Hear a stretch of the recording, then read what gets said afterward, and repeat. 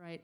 Thank you, everyone, for coming today. I'm Carolyn with the Strauss Center. You have to put up with me for a minute or two, and then we will have Azim Eidman introduce our esteemed speaker, Executive Director Nana Gyamfi.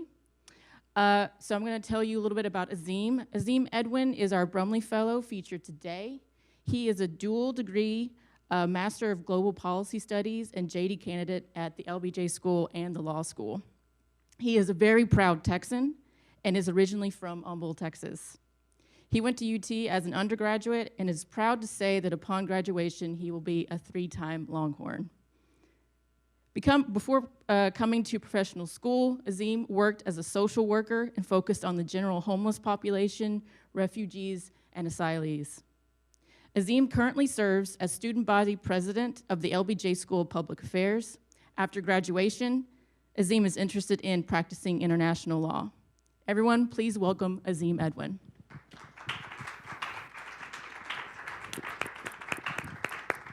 How are y'all? Definitely transitioned from being student body president yesterday, but there's no way that you would have known that, and I definitely didn't update my bio. I'm here to introduce our esteemed speaker, Nana Gyamfi. Nana Gyamfi is the executive director of the Black Alliance for Just Immigration, a 25-year-old and counting organization that is the largest Black-led social justice organization representing 10 million Black families and immigrants. She is the co-founder of Justice Warriors for Black Lives and Human Rights Advocacy. She is a former professor at Cal State Los Angeles, a graduate of UCLA Law, and she is well known in media and policy circles. She meets with representatives of the White House and very important people every day, and I'm so glad that she accepted our invitation and is here to speak today. So without further ado, I'll give you Nana.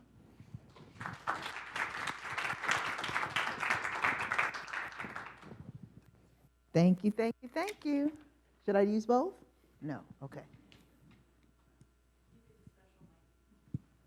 I thought it would be like, make some kind of noise. Thank you, appreciate that. Thank you so very much. Very glad to be here. This is my second time in Oscar.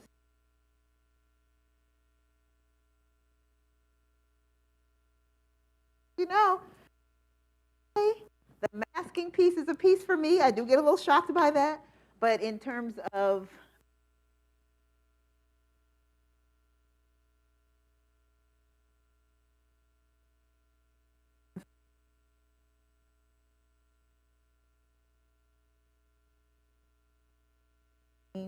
thank you to the Center for asking me to come and to speak today. I want to talk about something that's not talked about that much, which is the conditions and the situations for Black migrants in the United States and those coming to the United States, particularly those that are coming through Central America and Mexico. And so the discussion we're having today is about immigration as a racial justice issue. But we're also having a conversation about racial justice as an immigration issue. I remember the first time that I heard in my head, in my spirit, the face of resilience and resistance is Black. And this was in 2019, in September of 2019, in Tapachula, Mexico. How many of you have heard of Tapachula? I think maybe 2 hands. Okay, so Tapachula, Mexico is a city at the very southernmost part of Mexico, right at the border with Guatemala. It is in the state of Chiapas, and it is the place in which Mexico begins the process of stopping migrants that are coming in from the Guatemalan side of the border into the country. And so when people think about, and when we talk about in the United States, the migrants that were coming, particularly in 2019, and prior to that, folks were thinking mainly about Central Americans. And in their brain, Central Americans meant people who were so-called mestizo, maybe people who were indigenous, but certainly people were not really thinking about large populations of Black people coming in that way.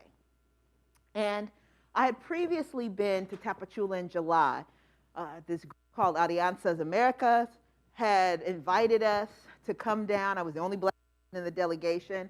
And we went to both Guatemala and Mexico just to see what was happening with the migration policy there, which had significantly changed. It used to be in Central America. These are routes that people had been taking for years that people just went through. You know, there was a transit center, maybe the size of this courtroom right here. People lined up. You had your paperwork. They stamped your paperwork. You went on by. The same situation where people just continued to move through Mexico until they got to the border. Everyone knew where people were trying to get, right? They were seeking asylum in the United States, and this was the way that they were choosing to go from one part of Central America all the way through to Mexico to that northern border. But by July of 2019, that had changed. This was during the Trump administration. The Trump administration had entered into these third-party agreements with countries in Central America where they agreed that in exchange for aid, in exchange for support with security, policing, et cetera, that they would begin to stop these migrants from coming through. They would essentially change their immigration policy to become the more criminalizing, militarized policy that the United States had in order to make it more difficult to slow up people as they were coming through Central America. With Mexico, they did not enter into an agreement per se. Instead, it was more of a policy on the US foreign policy side impacting what Mexico was doing on the internal immigration side. And remember, President AMLO had run on a platform that included having a more humane immigration policy. But in 2019, that changed completely. And instead, Mexico became the place that was basically the last stand against migrants coming into the country. And so in July, when I went, what I expected was to see that there would be a lot of Central Americans. I was thinking to myself, as an ED of an organization that does work on behalf of black migrants, that I would be able to speak to the Garifuna, the black and indigenous people of Belize, of Honduras, El Salvador, Guatemala, mainly on the Caribbean coast, and see the effects that this journey was having on them, the impact that these policy changes were having on them. I was very surprised when we got to Tapachula and began to go to those agencies that help migrants to find people from the Congo, to find people from Cameroon, to find people from Ghana, the country that I'm from, to find people that were coming from Angola. Very surprised. And it was interesting because most of them did not speak Spanish. There were Haitians there as well, of course. Most of them did not speak Spanish. We had a tree going. I speak Brazilian Portuguese. I speak French. I don't speak Spanish. The people who were helping them spoke Spanish. I would speak to my friend. They would speak to me in Brazilian Portuguese. I would turn, speak to my friend in English. My friend would turn, who was from El Salvador, another leader. She would turn and speak to the person in Spanish. And there's pictures of us doing like this four-way tree, right? This four-way line, trying to communicate with black migrants. There were a lot. Well, that was July. In September of 2019, I was sent video by a good friend of mine, Arturo Vizcarro, who was in Mexico at the time, working for an organization called Churla, and I got video from him showing that there were now suddenly thousands of African migrants that were in Tapachula. These migrants were protesting, demonstrating, lying in front of Siglo XXI, which is the largest detention center in Latin America, right there in Tapachula. They were, in some cases, getting into the police, trying to keep people from being bussed into the detention center, demanding the paperwork they needed to leave Tapachula to head towards northern Mexico. And when I saw these images, having been someone doing work in the United States, I was like, oh, they're going to start shooting these people. We need to get down there and try to see how we can support these black folks in their effort to get out and kind of try to keep them from getting in any more harm than they actually have already. And so we went down September of 2019 and spoke to people directly. Myself, our legal director, Amy Goodman, and Kendrick Sampson, who some of you will know from Insecure and How to Get Away with Murder, who also is an activist, has his own organization, Build Power. And so we went down and interviewed people. And there's one interview that I want you to have in mind because it's emblematic of what it is that black migrants are dealing with as they make this journey. And we'll talk about in the context of how the U.S. has extended its borders, how it has its own policies that are inherently anti-black, and how it's extended those policies and extended its own border with that anti-blackness all the way across down into Central America, in some cases as far down as South America. And so I want to tell you about this sister from Angola. She had left Angola for political reasons, escaping political violence. She was an activist in Angola, particularly on the issues of women's rights, but also working in the area of environmental rights. Angola has oil, right? Angola has gas, and any place that has oil, you end up having environmental issues. And so she was part of a group of women who were pushing back both with respect to women's rights, but also on this issue of environmentalism. She was married. She came with her family, she said. She said that they came into Ecuador because Ecuador did not have a visa requirement. Ecuador now has a visa requirement. After 2019, the administration made sure that Ecuador required every African country to have a requirement of a visa, so people couldn't take that route anymore, right? But at that time, they flew into Ecuador, and then she said they went by foot, they went by raft, they walked through rivers. She said they even used a horseback, right? They had some buses all the way up until they got to Darien Pass, this area of jungle between Colombia and Panama. And then when they got to that area, some of you have heard about this, that it was like the most difficult, dangerous situation she had ever been in. She described that she had children with her, that she and her husband would cover the eyes and the ears of the children so they couldn't hear people dying, that they had to step over dead bodies, that there are people who started off with them who never made it, some people dying from literally being eaten by animals in their sleep, some people bitten by insects that then gave them diseases that caused them to expire, some people drowning in the rivers, some people having heart attacks because imagine, this is not like a road, like an asphalt road or even a dirt road. You are walking through jungle in order to get to where you need to go, and there's no help along the way other than the other people that are going along with you. So some because their body, the journey, right, died of heart attacks, died of strokes, etc. And she talked about finally making it past that, going into Costa Rica, reasonable, and then going into these other countries that had these third-party agreements with the United States. She didn't know that. She just knew that it was difficult and that they spent so much time being detained, right, being accosted by immigration agents in country after country and being detained in prisons. And these prisons were the former transit areas. So let's go back to what I said. You're in Guatemala, you have a transit area that's like this. Now suddenly they turn this into a prison that holds 90 people. The transit area never had a shower. The transit area didn't have places, it has 1 or 2 restrooms. And now that place has been transformed through cages, through bars, into a place to hold people whose only crime, ostensibly, to be free, daring to go to the United States, right? And so after going through all of that and finally crossing into Guatemala, which they couldn't do straight across the border, they had to sneak into the country, and coming into Mexico, they were all immediately detained and held in Tapachula. Her husband was separated from her and the children.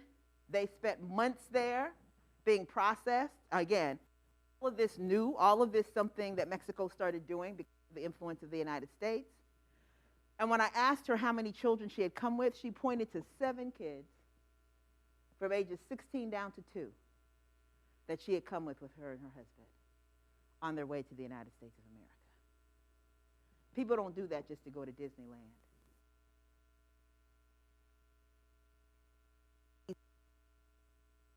Eat everyone, people's women, get high and sell stuff. People make those kinds of moves because they are trying to be free. People make those kinds of moves because they want to achieve what they're here on the planet to achieve.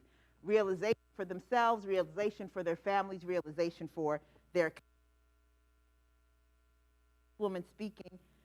I and saw all these people that were outside, black folks living outside on the streets, unable to access food, unable to access medical care, story after story after story about how they were literally told to their face, we don't serve black people here. We don't know how to take care of black people at the hospital. We don't know, your bodies are weird. We don't know how to do that. Not giving black people pain medication because you don't really suffer pain. People not speaking the language. Angola, they speak Portuguese. It's close to Spanish, but not exactly Spanish. They would act like they couldn't understand them at all. And of course, you had people who came from countries where they don't speak Spanish, because most African countries do not, and they weren't able to communicate. But Haitians, who many of them came from and spoke Spanish, totally ignored and treated horribly, terribly, turning Tapachula really into what was an open-air prison. This is in 2019, okay? And I remember seeing people begin the protests. They created an African assembly, did all of these pieces that made it clear that in spite of what was happening to them, they were going to resist. They were going to refuse. They were going to continue in this resilient strategy of migration that they were on. And I heard in my head, the face of resistance and resilience in Tapachula is black, because those were the people who were engaged in those protests. Those were the people who were engaged in that resistance. Within the detention centers, engaged in hunger strikes. Outside the detention centers, engaged in protests. And it was as a result of their efforts that everyone else benefited. And Mexico changed its policy somewhat to at least give people a pathway to escape Tapachula. Now, the pathway itself was kind of a trick, because you got to apply for asylum in Mexico or permanent residency. That allows you to leave. Of course, when you get to the border and you're trying to get asylum in the United States, they're going to say, what you need asylum for? You got asylum in Mexico, right? But it at least allowed them to escape this open-air prison and get to the next stage, get to the other side of what they were trying to do. So that was in 2019. We started going back and kept going back for 3 and 4 months, and then we ended up not, stopping because of the pandemic and the restrictions of the pandemic, and went back again for the first time in earnest about 7 days ago, a little over 7 days ago. I went with our political director and also a documentarian. Why? Because we heard that once again people were protesting because they continued to be trapped and they were trying to get out. There was a new wave of Africans, and it's interesting why Africans seem to be the ones that start looking up. A new wave of Africans that had come. Were not getting the required documentation, right? They weren't getting the required documentation, and they were like, oh, we're not going to wait, we're out of here. And the Friday before we went, they had gone into the immigration with other people, right? But they were the main folks in the immigration, jumped over counters, were like, you're going to give us something. So they gave them some kind of piece of paper that literally was almost like a scrap of paper. Get further Chula, they're going to be captured and dragged, but at least gave Tapachula a break. So we went out again because we heard that, hey, these protests were happening, and you know what? We found the same conditions 2 years later. This time there were thousands of Haitians there who are absolutely stuck there, who are not being allowed to get this paperwork that they need to leave. They are not being housed. They are not being given food. They are not being given drink. They are not permitted to work. They're, once again, literally in like an open-air prison, right? So they can walk around, but they cannot go outside the city limits of Tapachula. You can go online and see video of Haitians presumably running and Mexican police saying, get the oscuros, get the darkies, jumping out of the car and running after them to capture them, to take them back so that they can haul them back to Tapachula. They're routinely gathered up onto buses just off the streets and taken back to Guatemala, where they, again, face detention. They got to figure out how can they get back into Mexico, which really is how can we get back to this open-air prison in Tapachula. This is the life that these people are being forced to live in, not because of any reason other than the get to the northern other countries to help them, giving aid, etc., to allow them to hold people back. Now, is this something that's only happening to black people? Of course not.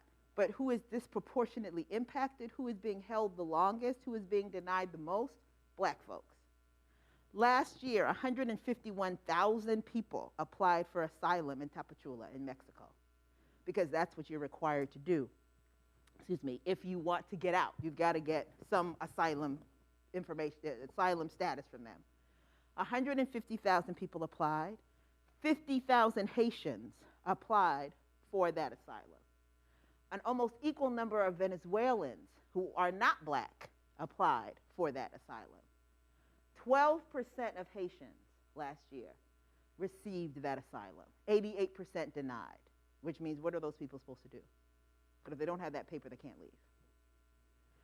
Versus 90% of Venezuelans who were granted asylum, and therefore the capacity to come into the United States. We see that stark difference right there. Again, clearly based on race. Africans don't get it at all. They don't get up to the 12%, which is why they loke up, because they want to get out of there, and they know that they're not going to be able to get out any other kind of way, right? And so, you know, when you're there and you see that, the resistance of black folks and how that frees others, the 4,000 Africans who got that paperwork, they were not the only ones that got that paperwork. Everyone who was there that day got that paperwork. So their freedom, quote unquote, right, to the degree that it was freedom, freed others in a way that is not the reverse. The Venezuelans' freedom of the white Venezuelans or white presenting Venezuelans, that doesn't free any of the other people because of the racialized nature of the way that immigration policy is being dictated, is playing out in Mexico and in Central America, and then even, of course, in the United States, where all of this really originates. And so what is being exported are really these three main pieces that are important to understand about the racialized nature of immigration policy in this country, particularly as it pertains to black people. The first is the criminalization. To be black in the United States of America, as we know, is to be criminalized. Azim talked about how I founded this organization called Justice Warriors for Black Lives. I represented all the people that were arrested in BLM protests in Los Angeles between 2014 and 2017. And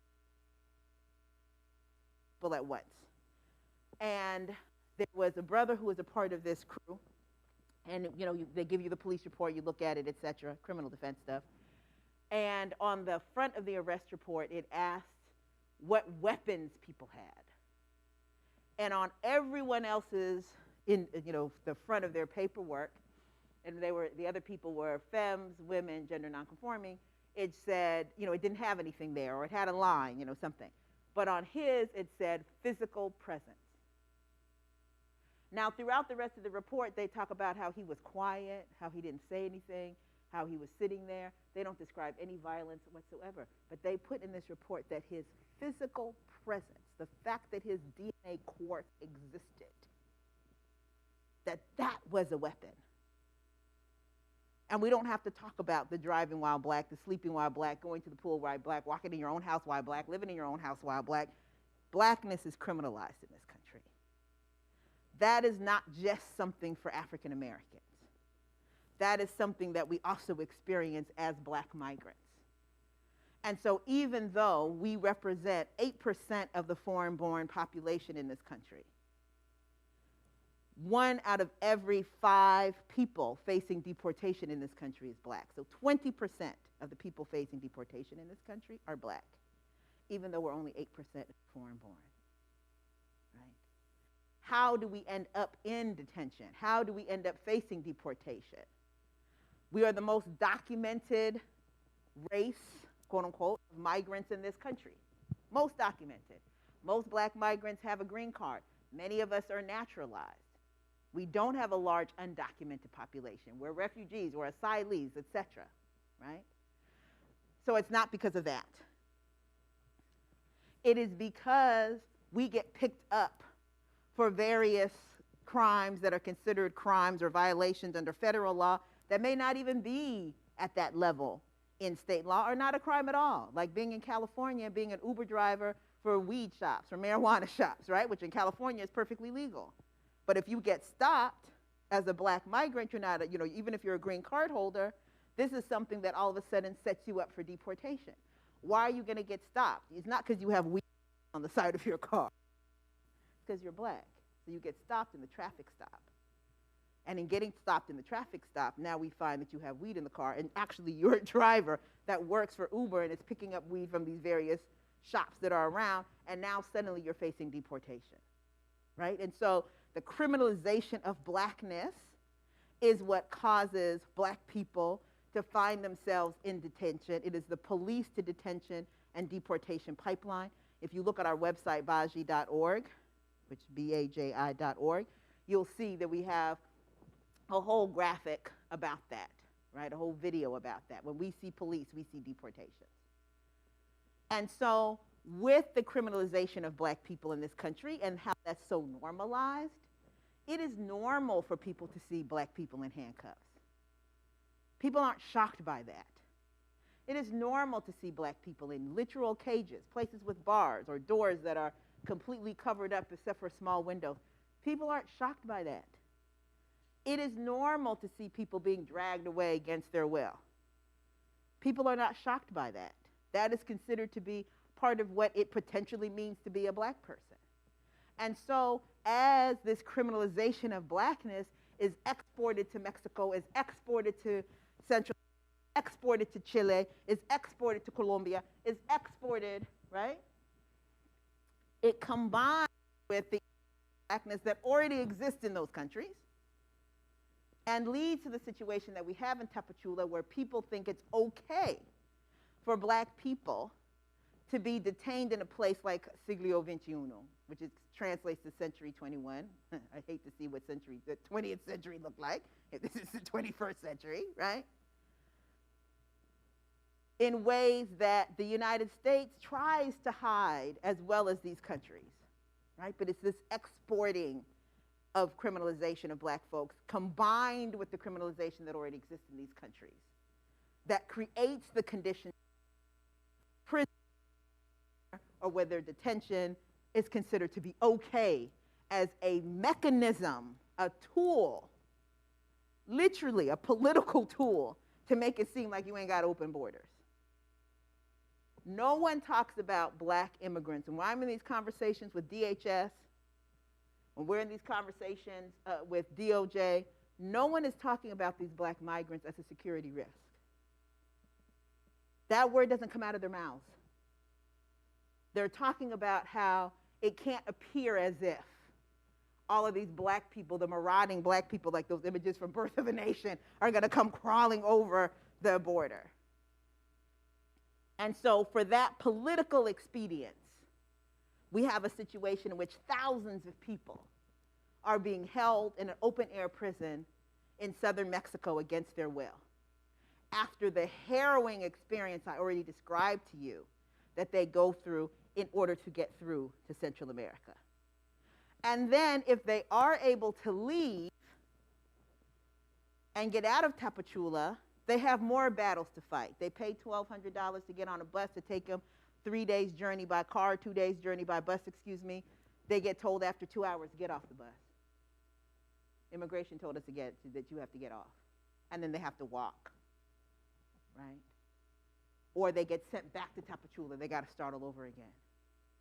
That's who you saw at Del Rio. People who went through all of that get to Del Rio, and what happens? Because of Title 42, which we know is racist, which we know is made up, has no basis, again, other than being a political mechanism and a tool. People are refused entry. People are chased on horseback and whipped. People are expelled without even being, which is really deported, without even being allowed to make their asylum claim. Between January 21st of 2021 and September 19th of 2021, when we saw those images at Del Rio, 2,000 Haitians, and I'm going to focus on Haitians because we have those, that's the best numbers we have, the people we have the best numbers for. 2,000, in terms of black migrants, 2,000 Haitians were expelled. That was more Haitians that had been expelled, again, meaning taken out from the border without even being able to make their asylum claim. That was more that had been expelled under President Trump when he started it. So he had started, it was been like a year something. And that year something, he had not expelled 2,000 people. The Biden administration has expelled 2,000 people. Since September 19, 2021 to now, 22,000 and counting. Can you imagine? 2,000 was already the record in ostensibly an 8-month period. In half that time, 10 times as many people have been expelled, right? And all of this, again, based upon this idea and being allowed because of this idea that somehow these people, black people, do not deserve to be in this country. And they talk about how there's not space, there's not a system, there's not a this, there's not a that. How many Ukrainians are about to be in this, being allowed to be in this country? 100,000? I promise you, there are not 100,000 that were at Del Rio. There's not 100,000 that are at the border right now. Black migrants who desperately, because of the anti-blackness in Mexico, because of the language access issues, desperately need to get out of Mexico. And yet there's no conversation about that for them. Because the idea, as we saw in the media, with many, many, many different networks, is that the Ukrainians are European, AKA white, and therefore deserving of concern, they're deserving of worry, they're deserving, which, yes. But somehow, black migrants, indigenous migrants, don't have that same desert, even when they're in similar situations. Because when you are criminalized, you are dehumanized. And there are many places in this country where you can kill a dog and get more time than killing a black person. Right? And so the dehumanization is real, and it gets transferred into this immigration policy. And criminalization is the first way, the first piece, the first leg of that journey of descent. The second piece is exclusion. So there are ways that black people are excluded based upon immigration.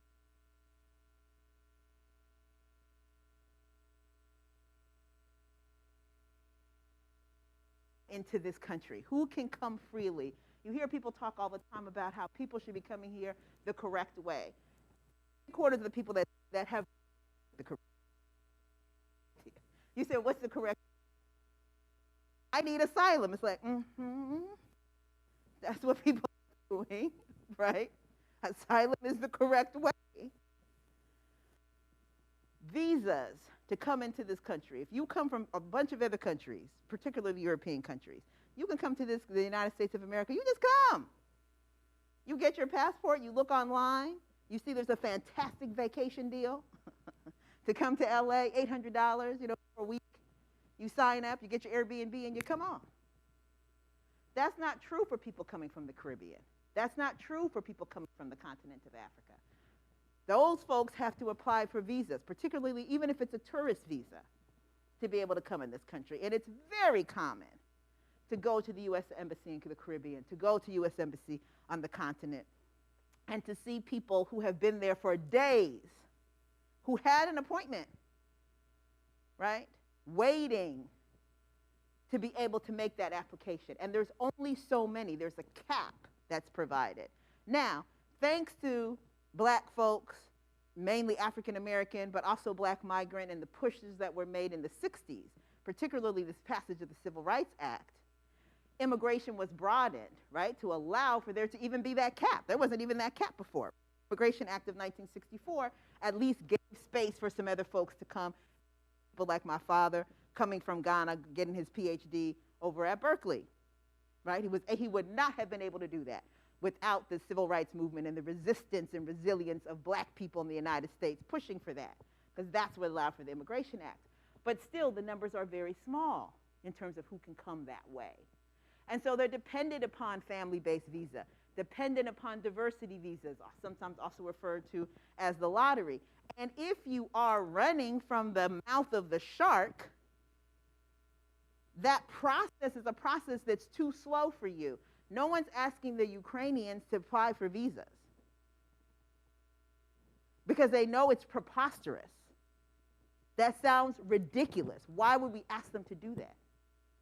But we're asking the Cameroonians to do that, who also are engaged, have an armed conflict, 7 different front lines in their country. The State Department's response is, well, there's not bombs everywhere, find a corner. It's like, oh, you know what, they're stupid. They should have just taken an Uber to the part of the country where no fighting is happening. Why are they risking their lives to come to the United States?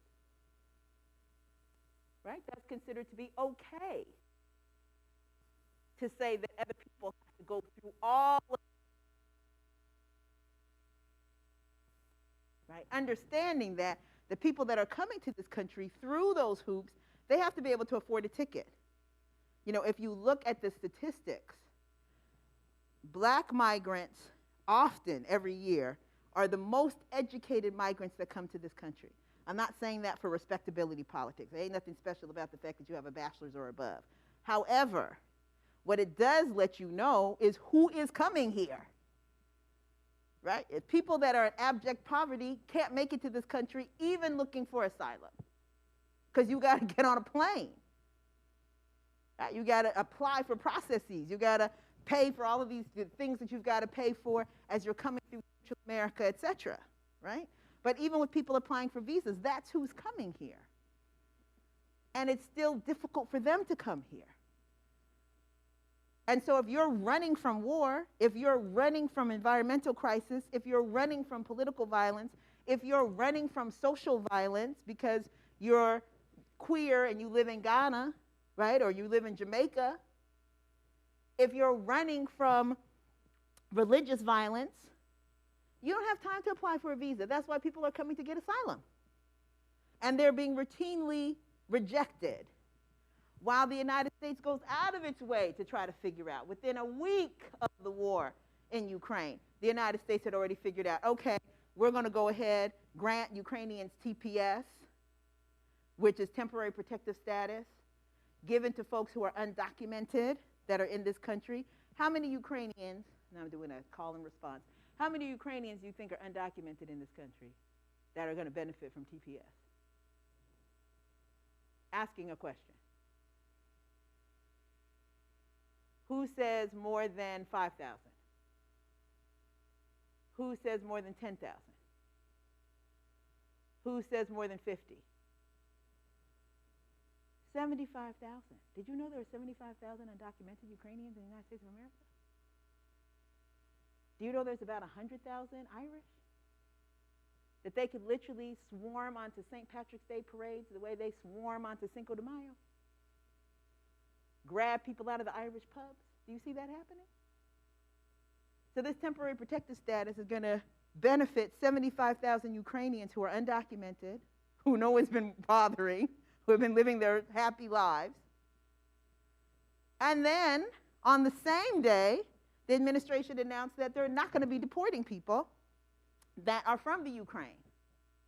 I didn't know they were deporting Ukrainians. I've already put in a FOIA for the evidence that you were ever deporting Ukrainians, unless their last name was Mohammed or Gyamfi. But I want to see some Ukrainians that have been deported from this country, that you got to do a whole policy for them.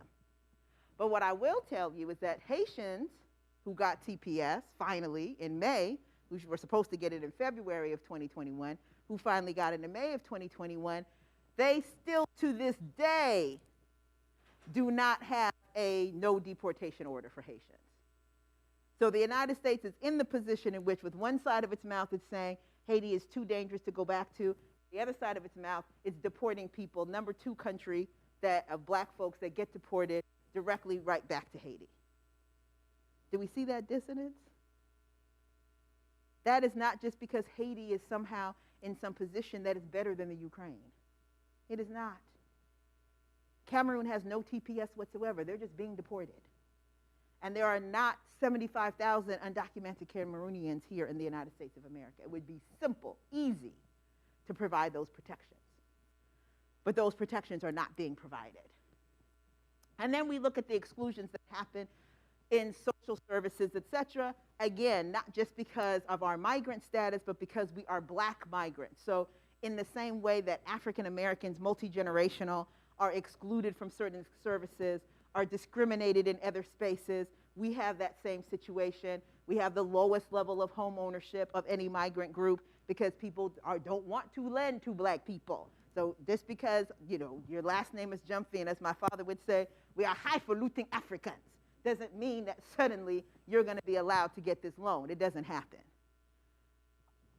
I told you earlier that we're amongst the most educated, often the most educated of migrant groups in terms of having a bachelor's or above. 20% of black migrants live below the poverty level. 20%. Right? And so the fact that we are black impacts what's happening with us. When you look at that education, again, usually around the same percentage are Asian migrants, non-black Latinx migrants, 11%. And yet their home ownership higher than ours. Right? There's a reason for that. And that reason is based upon this issue of racial inequity. And then finally, we look at the conversation around separation. And for us, that's a big issue. People, are concerned about the separation of people from their children when they see the actual grabbing of folks and they take them away from their kids. And it's interesting because the first separation case was the case of a Congolese woman. That's the first one. ACLU filed it. Case of a Congolese woman who was separated from her child.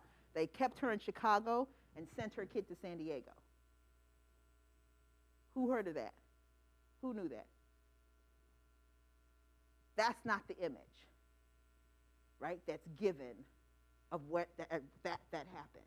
I heard from Honduran leaders in organizations such as Ofrane that when Garifuna were coming to the border, that they were being told in some kind of a legal advice moment of CBP, let your kids come across, you stay, and then you can come later.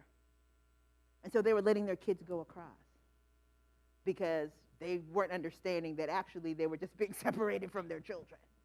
This is before Trump. This is before.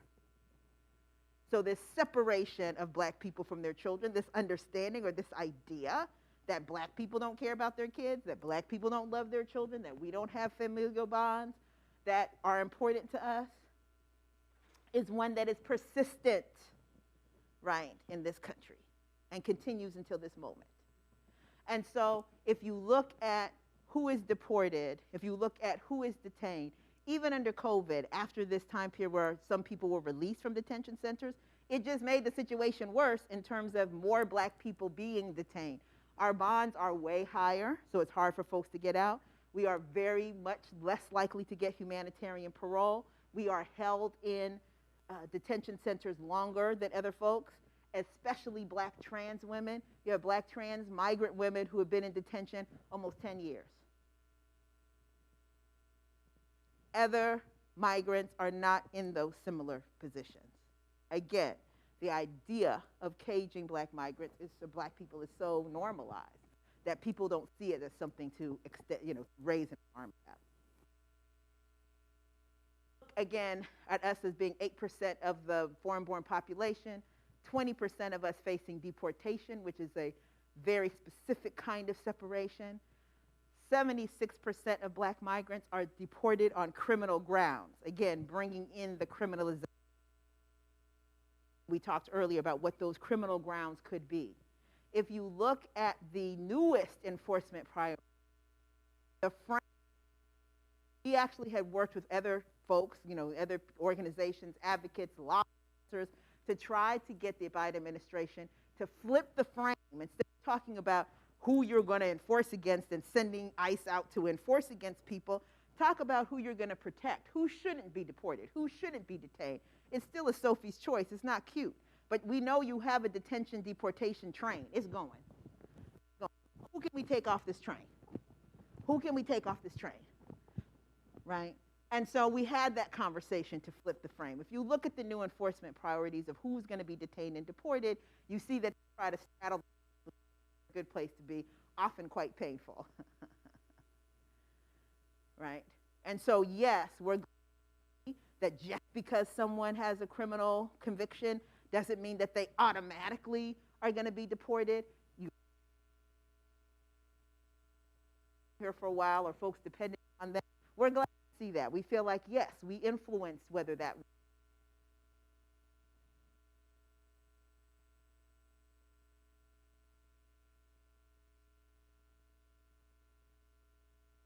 has been picked up and dumped into the immigration. This is a system that is based upon criminal and shackles and everything. This is a civil system, right?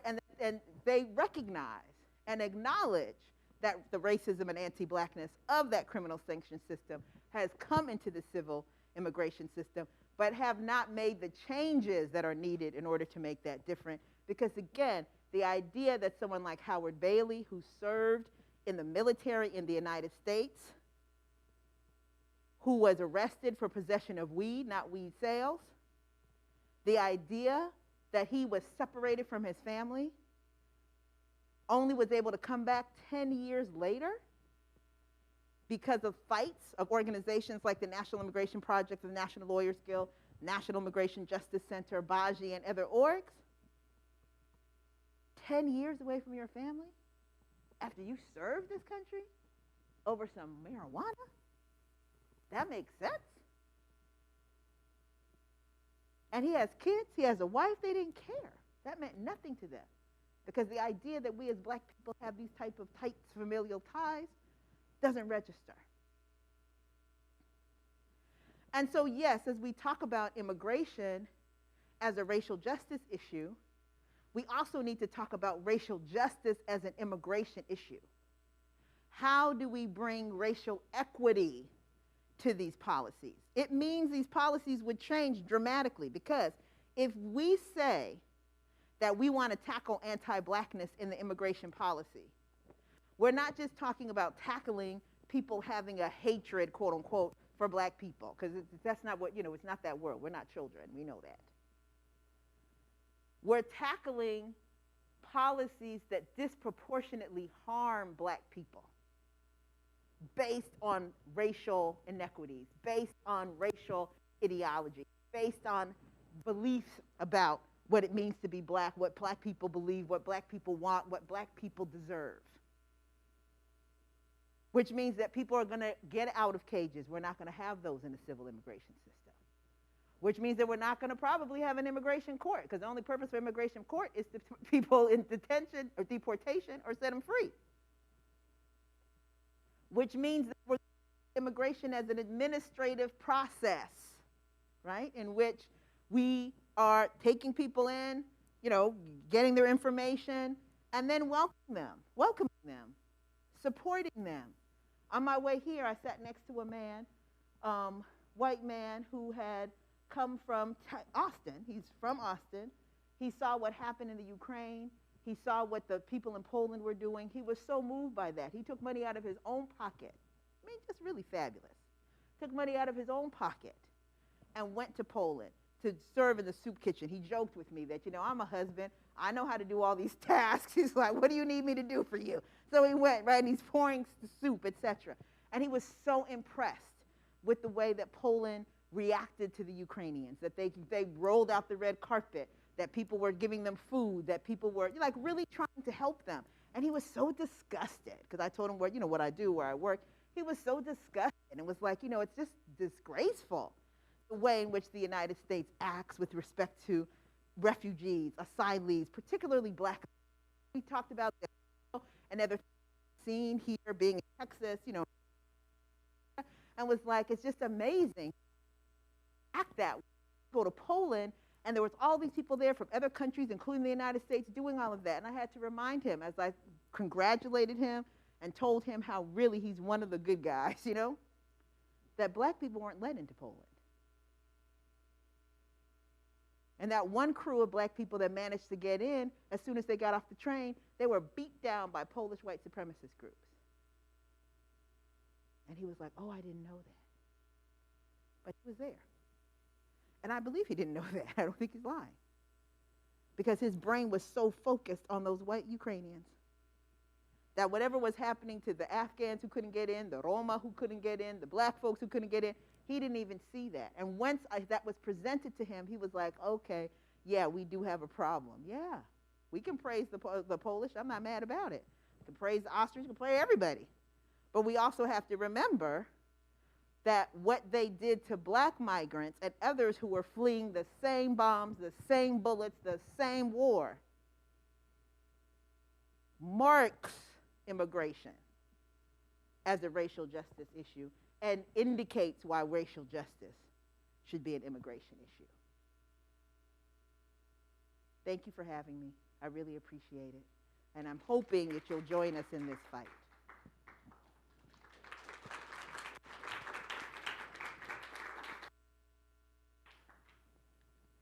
Okay, so to be able to do question and answer. I did good. Look at my time. I had to do it on my phone because I can talk about this for hours. You can guess. All right. Is someone going to help me do this? Let me go. There's a person in a white shirt with glasses. I can't tell what's happening. No, there's more than one. You right here.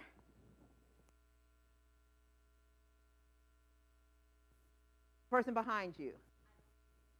Oh, you don't? Okay, I'm sorry. That's my. Go ahead.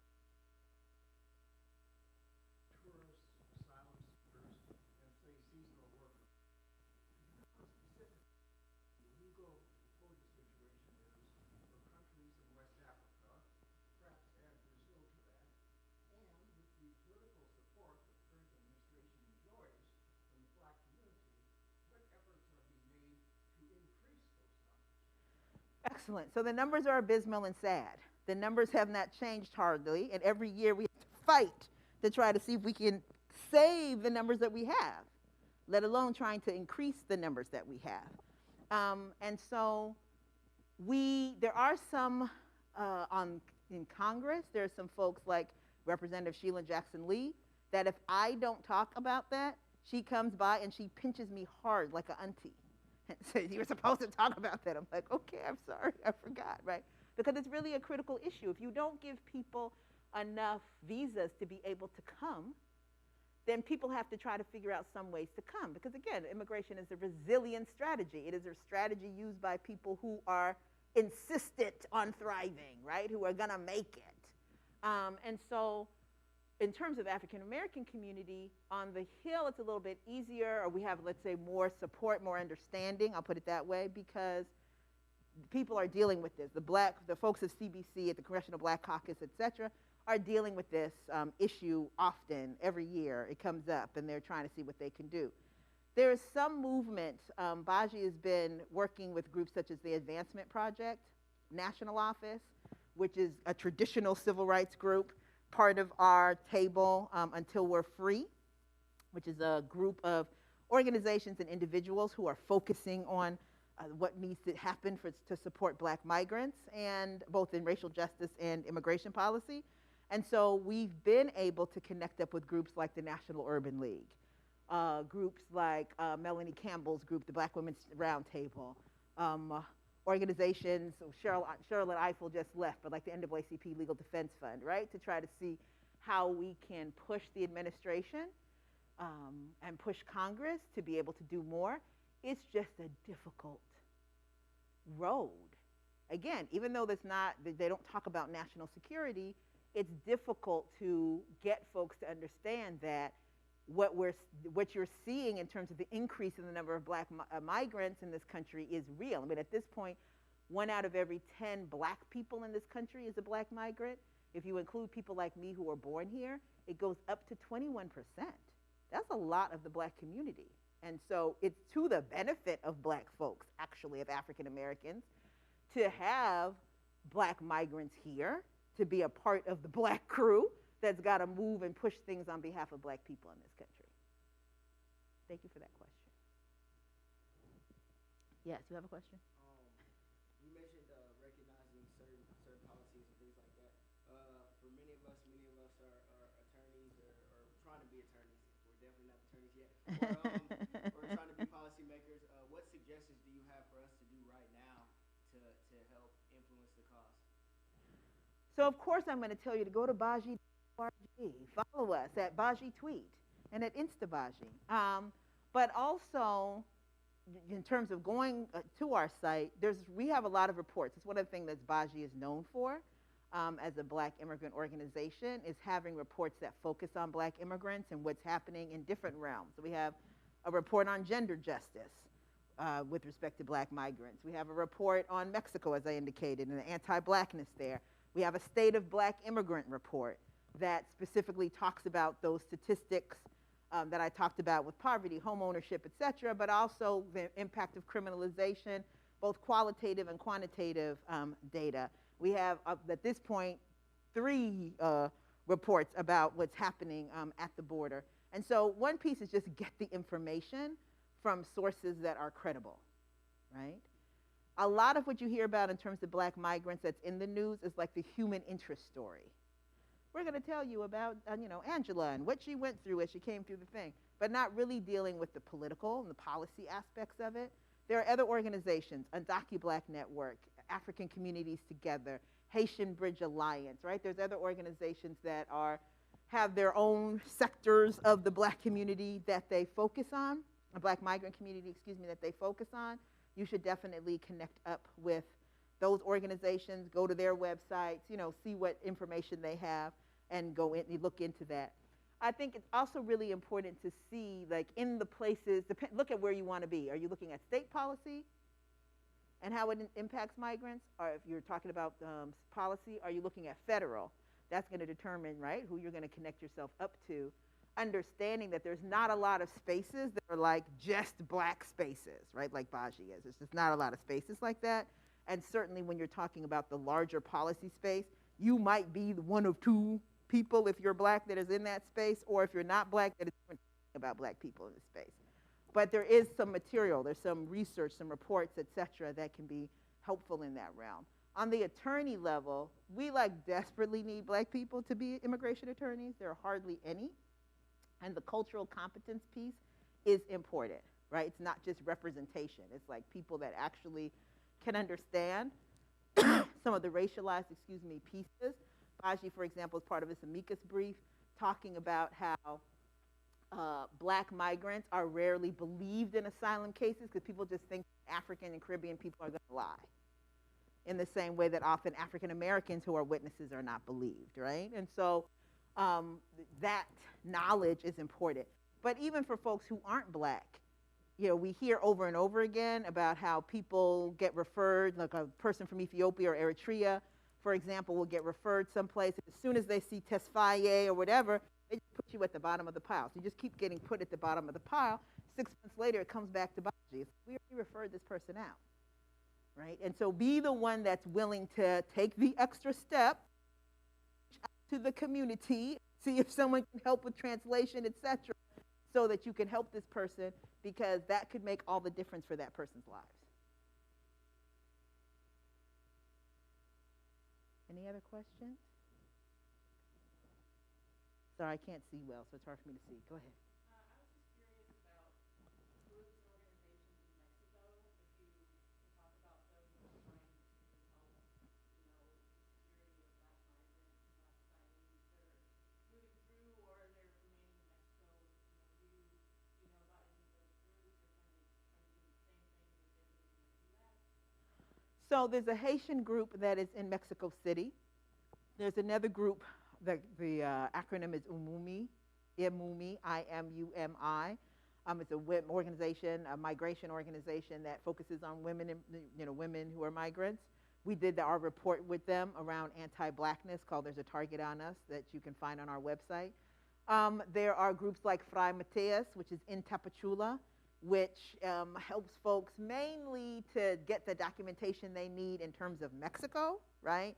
But has allowed us in the past, and we're about to kick back up again, to be able to take the workshops that we do, which we now do virtually. We're going to start doing both, but now do virtually, to explain to people what the rules are in the US, right? There are some organizations that are associated with government, so like the UNHCR there, right? The Human Rights Commission that's there, RC, sorry, the Human Rights Commission that's there. They pretty much towing the Mexican line in a way, right? So it's like, everyone get your paperwork, even though we know everyone getting their paperwork is problematic, you know, and not really explaining to people, for example, that under Mexican law, if Mexico is not a safe place for you to be, you don't have to claim asylum in Mexico. And for black migrants, Mexico is not a safe place to be.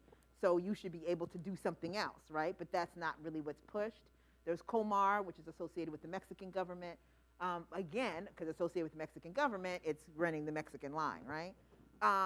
And then there's organizations from the United States, you know, such as BAJI, such as Haitian Bridge Alliance, such as Churla, who are doing their best to try to help folks that are there understand what they can do in the United States, but also, as you indicated, help folks that decide, hey, I'm not making it out of here. Let me figure out what I can do in Mexico. But Mexico's going to get tired of that. They aren't so excited about their own black people. So I don't think that Mexico actually wants to be a place that suddenly has a population of hundreds of thousands of black people from somewhere else. It's not sustainable, given their culture and what they're trying to have happen in their country. Right here.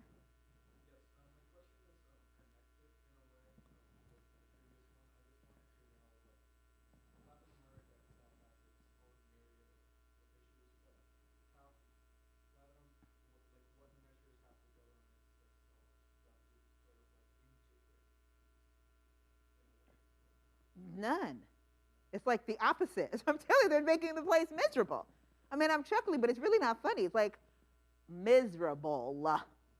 In 2019, we did a letter to the Organization of American States, right, the OAS, because they were like, yo, the United States didn't sign on to certain human rights declarations. So the U.S. just acts wild. We kind of understand and say, okay, well, you didn't sign on for a reason. You want to be able to do this. But Mexico is considered to be like a bastion, like a place of human rights. And so it's really disturbing that they're going along with this, right? If you take, I mean, all of these countries have a human rights commission. We speak with folks in the Human Rights Commission, particularly in 2019, and they were all like, this is horrible, this is terrible. But what can they do other than say this is horrible, this is terrible, if the government doesn't make those changes? And so with respect to black migrants, no, that effort has not been made. And in fact, even in places where black migrants felt reasonably comfortable enough to live there for some time period, like Brazil, right, like Chile, when the governments changed to be more conservative, more racist, frankly, right, not just with respect to black people, but indigenous people as well, then all of a sudden it wasn't safe for black people to be there or indigenous folks, so people started to move. So the governments have not been helpful at all. I mean, that's part of the press that we're looking at for this year particularly, is like, okay, yes, we're not letting the U.S. off the hook because this is the extension of the U.S.'s policy and therefore its border, right? They basically said our border doesn't end with Mexico. We've dragged it all the way out to the tip of Chile, right? But you also don't have to be a punk. Like you don't have to go along with that in that same kind of way, particularly if you bind yourselves together. At a time, it's hard to fight the United States. But as more countries together, I think it is easier to say, we have certain human rights that we declare that we honor, and we're going to honor those human rights. And so if you're going to give us money, don't give us money for more militarization. Don't give us money to build bigger, now we're going to go to. Give us money so we can feed people. Give us money so we can house people. Give us money so we can help people to get to the next place that they're supposed to go to. And that's not what's going on. Did you have a question here? I did. Go ahead. No, you did. Questions? In the back, yes.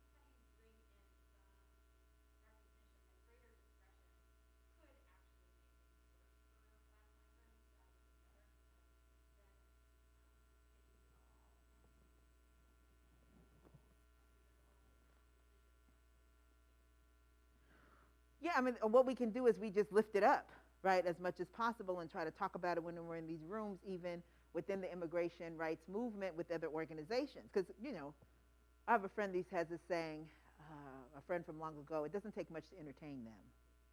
It actually doesn't take much to entertain our movements, I find. Like a little something, we're like, oh, yes, tasty, you know?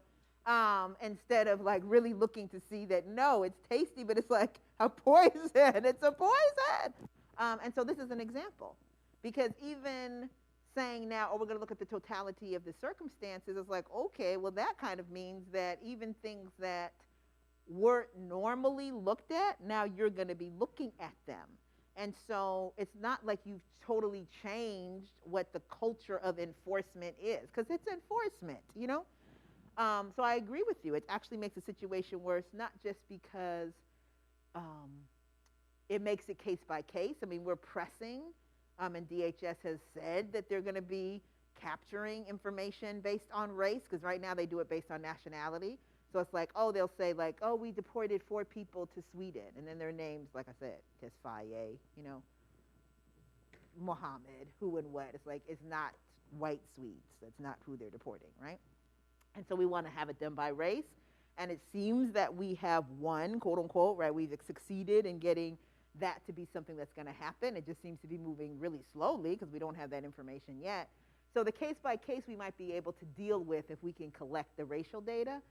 But it's more that making it appear kinder and gentler actually allows for there to be more wiggle room to be more oppressive, right? And so, you know, part of the reason why we want to have this data, as I said, we do reports, we do research, so that we are able to turn back around and say, okay, this is what the situation is now. If the situation has improved, then, you know, that'll be one thing. We don't think that that's what it's going to show, right? And so that gives us the opportunity then to try to take some more bites at the apple on the policy level while we do what really moves the needle, which is to have people organized. Like the people power is what moves the needle.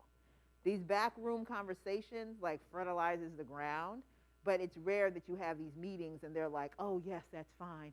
I agree with you. Oh my God, let's change it right now. That's not what happens. Right? But it at least fertilizes the ground. It's like dissents, like Sotomayor's dissents, you know? It fertilizes the ground, and then hopefully we're able to use that later as we get some research that enables us to show some things.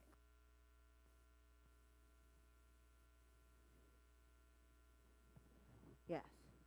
Not immigration, but in the arena of disproportionate benefits or not benefits and everything. To the extent you're willing to comment, charter schools and vouchers for schools in inner city neighborhoods, where a high proportion of the children there are either black or Hispanic, and the places are eagerly sought after by the parents who believe that they have a better chance to be better educated with a higher graduation rate and that type of thing in those schools. If that is the situation, why isn't there a greater support among black politicians for charter schools and voucher programs? Oh, I can't answer that question. I don't know. I can tell you why black migrants and other migrants think that if people wear school uniform, that suddenly means that their school is a better school, because at home, school uniform is familiar. We have school uniform, right? But I can't tell you in terms of black politicians and their positions on charter and all that. I can't do that. My apologies. Question? Yes, way in the back.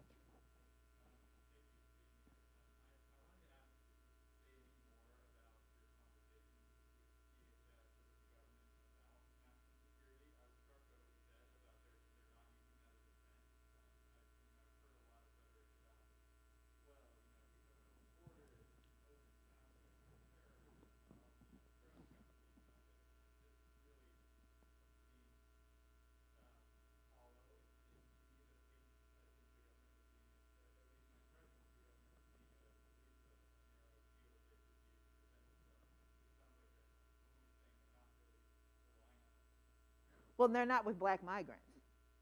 So with other migrants, they are, right? Particularly like Salvadorians, you know what I mean? With other migrants, they are. But with black migrants, they're not raising that issue.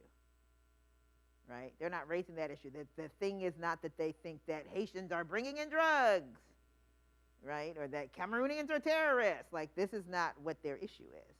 Which, again, the administration, one of its first acts was to sign a racial equity executive order that said that all departments should transform and, you know, organize their policies and practices to be in conformity with racial equity.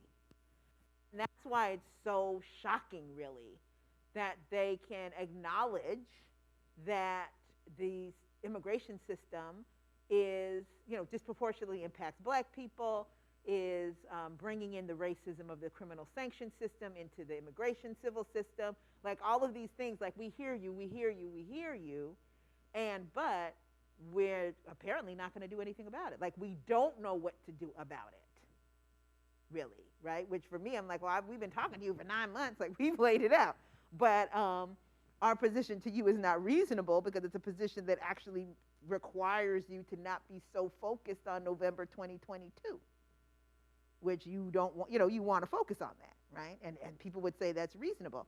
For us, it's like, it's not reasonable over people's lives. You got 22,000 Haitians that you have sent back to the gallows. That's not cool.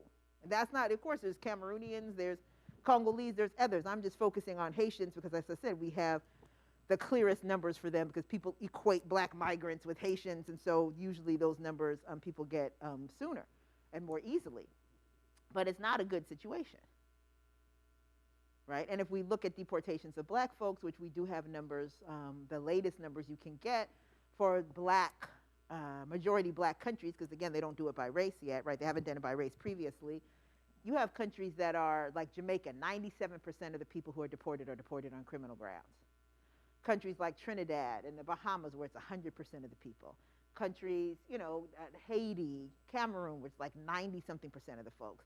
I mean, you know, or 80-something, percent of the folks. We have a serious issue with people being literally double punished, going through a criminal sanction system, and then at whatever level, which might even be that the case gets dismissed, right? And then finding themselves suddenly in this criminal sanction system. Like, I've walked out of court, dismissed the client's case, walked out of court, and here's ICE. It's like, dang, how did that happen? Right? Just to take my client right then and there. Right from their family, in front of their kids, all that. They don't care. And the case just got dismissed. But it doesn't matter. They can still be put through this other system. So, you know, but this is, in terms of folks coming in, it's not a national security issue. That's not what their issue is, except in the case, for example, when someone is black and Muslim and a migrant, right? But that's not what they're arguing around the border. But certainly, if you're Somali, you can be Somali with the U.S. passport. You hit the airport in the United States, you're going to get set to second level inspection and all of that as a matter of rote. And we had an immigration conference in Detroit. We went to Canada. On the way back, it was myself, a Somali woman, and a brother from Ethiopia with U.S. passports. Literally, the guy on the U.S. side, the Canada side was fine. On the U.S. side, the CBP guy was like, so where are you from? I was like, look at the passport. And he was like, no, but where are you from? Look at the passport. And we just had, like, you know, a little bit of a standoff. The people in the back were like squirming and traumatized because, you know, Nana can be uncivilized, and they were afraid uncivilized Nana was going to appear. And then he eventually let us go, and there was an Eastern European man who was the driver, you know, and they have to have a special license or whatever, the cab driver from Canada. And so at one point, the guy, the Ethiopian, was like, oh, Nana, they don't know, you're an attorney. And the driver pulled the car on the side of the road. He turned to me, he was like, you're an attorney? Why didn't you say that? I'm like, say that for what? For what? The man asked me, I'm coming into the United States with a U.S. passport. For real? No. He just needs to let us in. He doesn't need to know where people work. It doesn't matter where people work or what kind of job they have. Right? But we weren't a national security threat. He didn't look us up on the computer or anything. He just saw the passport, the names. He looked at our black cells and said, I got to do further, you know, something over here. Any other questions? Are we done? All right, out of time. Thank you, thank you, thank you. Lovely, great to be here.